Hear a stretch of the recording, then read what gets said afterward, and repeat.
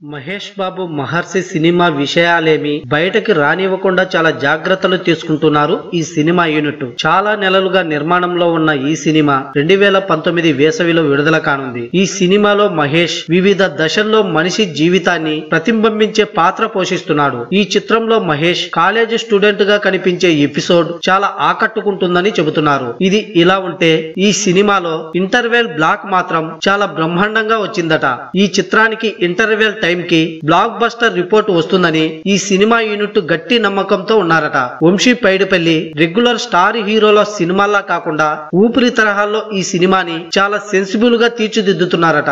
Mahesh 25వ cinema కనుక అతని career లో గుర్తుండిపోయే సినిమాగా మహర్షి నిలుస్తుందని అంటున్నారు. వంశీ పైడిపల్లి దర్శకత్వ శైలి బాగా నచ్చడంతో మరోసారి కలిసి పనిచేద్దామని, కథ ఉంటే సిద్ధం చేసుకోమని కూడా మహేష్ బాబు అతనికి చెప్పాడని చెబుతున్నారు. వచ్చే వేసవిలో మొదటిగా వచ్చే భారీ చిత్రం ఇదే కనుక ఓపెనింగ్స్ పరంగా సంచలనాలను ఎక్స్పెక్ట్ చేయొచ్చు. చూద్దాం మరి అంచనాలకు తగ్గట్లుగా ఉంటుందో లేదో.